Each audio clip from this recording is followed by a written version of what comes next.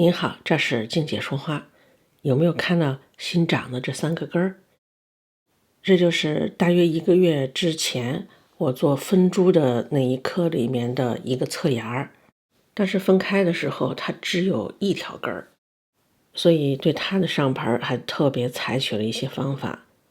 目前看来这个方法还是很有效的，除了当时的那一条老根儿依然健在之外，它还又长了3个新的根儿。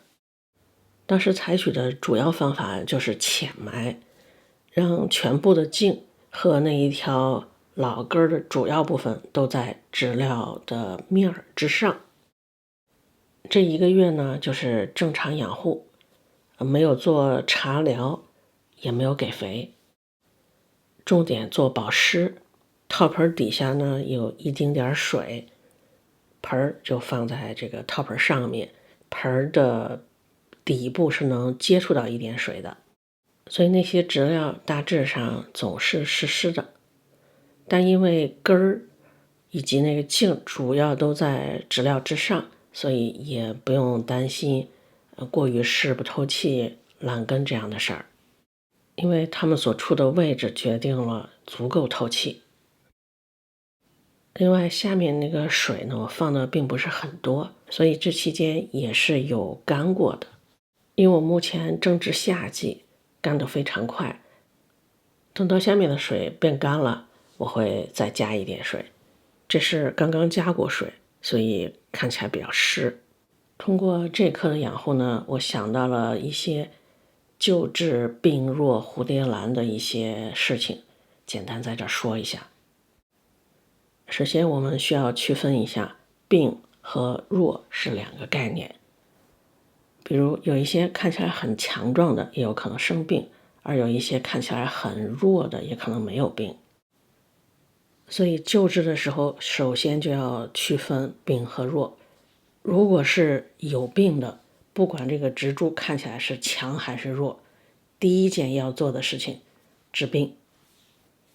只有治好病之后，才能进行第2件事情，让植株恢复生机，由弱转强。当然，如果植株没有生病，只是有点弱，那就可以直接做刚才说的第2件事儿，让它恢复生机，由弱转强。对这2件事儿的具体做法是这样：如果是有病呢，就要先治病，不是吗？所以就要用到药。一些轻微的病可能扛一扛不用药也能过去，但一些严重的还是用点药，见效比较快一些。兰花可以使用的药品呢，在当地都应该能够买得到。我也准备了一些药，也曾经做过视频。去买药的时候，大致可以参考玫瑰用的药。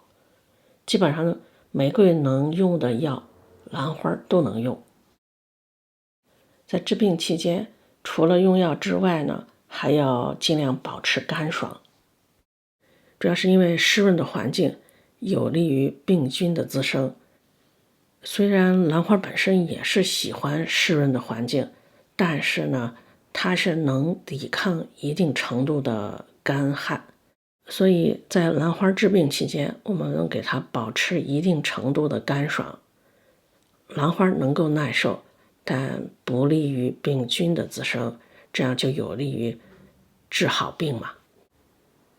在治病期间呢，保持整个植株的干爽，整个环境也应该比较干爽，通风透气。保持这样的状态非常重要。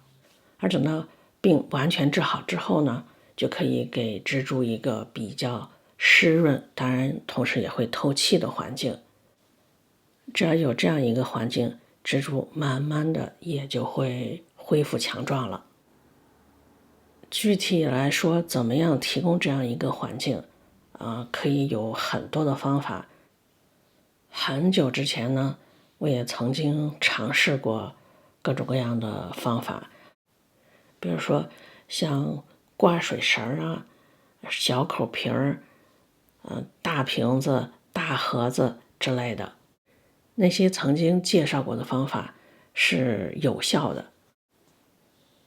其实这颗刚分出来的时候，我也有想过要不要找一个大盒子把它装进去，因为这个侧芽刚分下来的时候，就只是根和叶比较少而已，本身并没有生病，可以直接进入保湿的阶段，所以是可以考虑把它装到一个大盒子里面保持湿润的。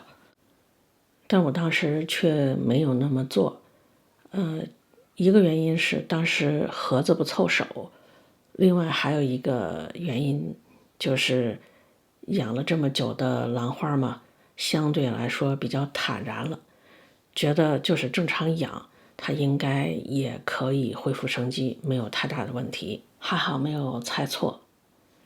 前面我有说这期间呢我没有给肥，其实这期间给肥也是可以，毕竟它还是有一条根儿可以吸收肥，另外叶片也可以喷一些叶面肥，只是肥尽量不要太浓，尽量稀薄一些。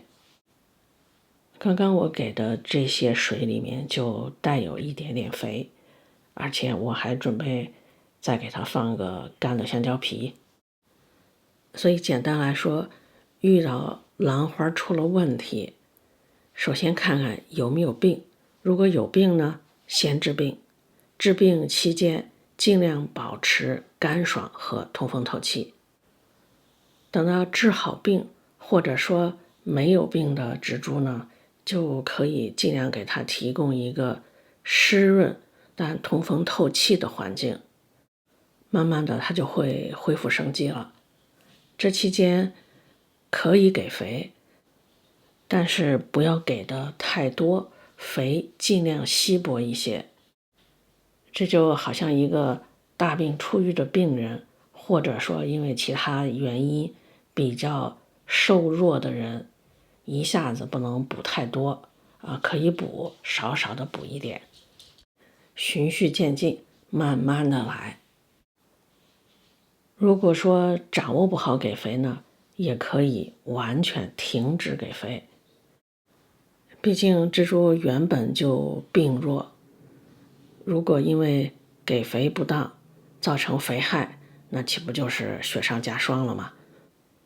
所以暂停给肥也是一个不错的选择。等到它有新的生长，也就代表它恢复生机之后，再慢慢的恢复给肥会更稳妥一些。新的生长包括长根和长叶，不论是长根还是长叶，只要有其中一种或者两种都有，那就更好，就算是恢复生机了。所以我这棵出了3个新的根，但还没有新的叶，那这也就算是恢复生机了，我也就逐渐开始给肥了。最后再补充一点，如果是没有病，纯粹是植株比较弱，这种情况让它喝茶，也就是茶疗，我的感觉是非常有效。关于喝茶就不多说了，刚刚有一期视频说过。由这颗联想到的事情也就讲完了，那咱们下期再见。